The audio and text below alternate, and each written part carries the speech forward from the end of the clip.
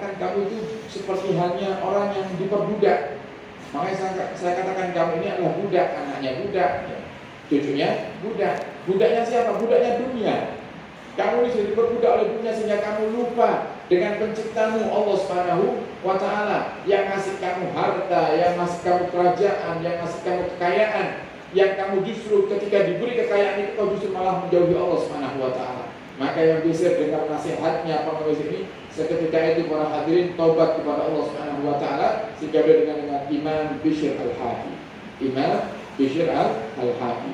Sehingga para hadirin dari kisahnya yang besar ini bisa kita ambil bahwasanya bahwasanya dunia ini semakin kita kejar, semakin kita akan menjadi budak, semakin kita akan lelah.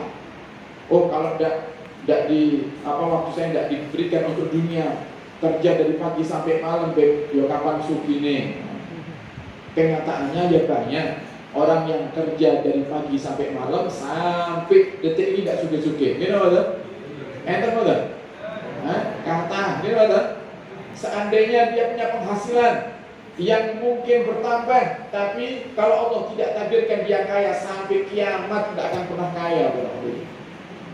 Sampai kapanpun tidak akan pernah kaya. Karena yang menjadikan hamba itu kaya, yang menjadikan hamba itu bangkrut, yang ngasih rezeki hanyalah Allah Subhanahu wa Ta'ala. Sehingga dekati Allah, maka Allah akan dekatkan dunia kepada kau panjenengan.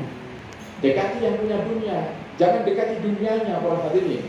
Dekati yang punya dunia. Kalau kita dekati dunianya, yang punya tidak menghendaki dunia itu dekat dengan kita, ya sampai kapanpun tidak akan pernah dekat.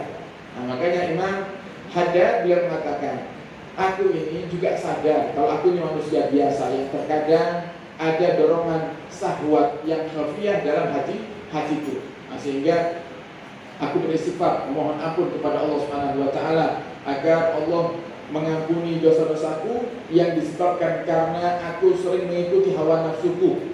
Ini tawaduknya Imam Haddad nih. Imam Haddad itu para hadirin, beliau dikenal dengan kesolehannya. Hobinya mulai kecil.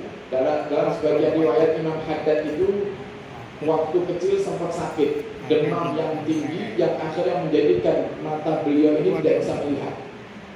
Jadi Imam Haddad itu tidak bisa melihat, tapi punya karangan kitab banyak. Nah, ini sudah cukup menjadi bukti kalau beliau adalah kekasihnya Allah Subhanahu wa Ta'ala. Bagaimana orang yang buta bisa ngarang kitab, gitu.